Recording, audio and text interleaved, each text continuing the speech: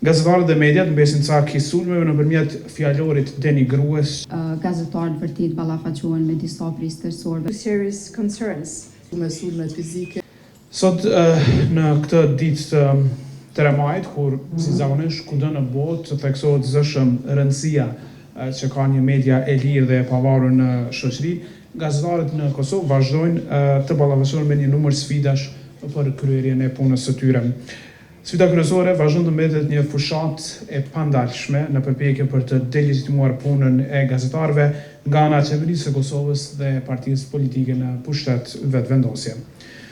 Gazetarët dhe mediat mbesin ca sulmeve nëpërmjet fjalorit denigrues që ka për qëllim uljen e besimit të publikut në raportimin e tyre.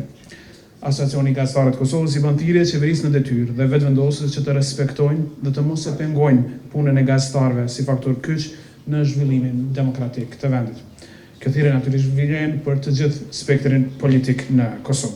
Gazetarët, sidomos në Kosovë, ballafaqohen me një kontekst të vështirë, edhe që jashtë ndoshta mundet me ose mundu këtë tillë, po unë kam punu gjatë përvojës tam 6 vjeçare si kliniciste me grupe të ndryshme të profesionistëve, edhe mundet me thonë lirisht pa hyrë në detaje që gazetarët vërtet ballafaqohen me disa pjesë tërësorëve më të mëdhenj që munden me u ballafaqu profesionistës dhe njerëzit në përditshmëri, ku përfshihen padyshim afatet sparje, sistemi ju nervor e kemi përmendur edhe gjatë trajnimeve nuk i dallon stresin prej cilit stimul po vjen, po e dallon presionin edhe atë që e përmendi këto arba që shndërrohet në stres kronik, pastaj puna me orariu të saktë, të pacaktuar ose që nuk është arbitrar, që kjo paparishikueshmëri dhe kjo mungesë ose pafuqishmëri për me prioritizu si çka është rëndësishme edhe për me ndo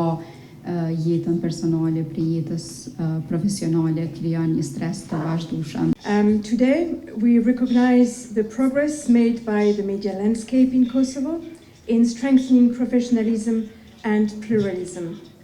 The recent release of the 2026 World Press Freedom Index, showing that Kosovo rose by 15 places, is of course a welcome development after 2 years of regression. Yet this progress should be viewed with caution. Recent findings by international media freedom organizations continue to point to serious concerns. These include political pressure and hostile rhetoric toward journalists, concerns and legislative initiatives affecting the independence of the Independent Media Commission, and financial and editorial pressures on public media. Such challenges weaken institutions, and they also affect the daily lives, professional independence and well-being of journalists. Nëse dikush vren këto ndryshimet e fonetikës, vren se kam edhe dritet zërit jo, sepse kam emocion para kamerave, sepse është punë që bëjmë çdo ditë, mirë po vetë tema e rikujtesa për ngjarjen në 2023, normalisht që për mua nuk është te kaluar plotësisht, mendoj unë.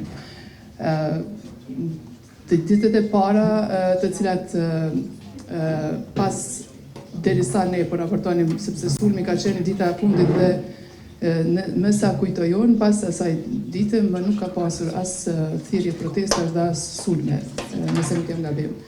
Ajo ka qenë kulmi dhe ka qenë ngjarja ndoshta më e rëndë dhe pastaj më nuk ka pasur të tilla zhvillime, derisa kemi mbri në atë pikë, kemi raportuar disa ditë, unë për shoh plot këtu prej kolegëve që kanë shkuar në veri dhe kanë përcjellë protestat, dhe janë ballafaqur me sulmet fizike, me dëmtimin e pajisjeve të punës dhe gjitha këto.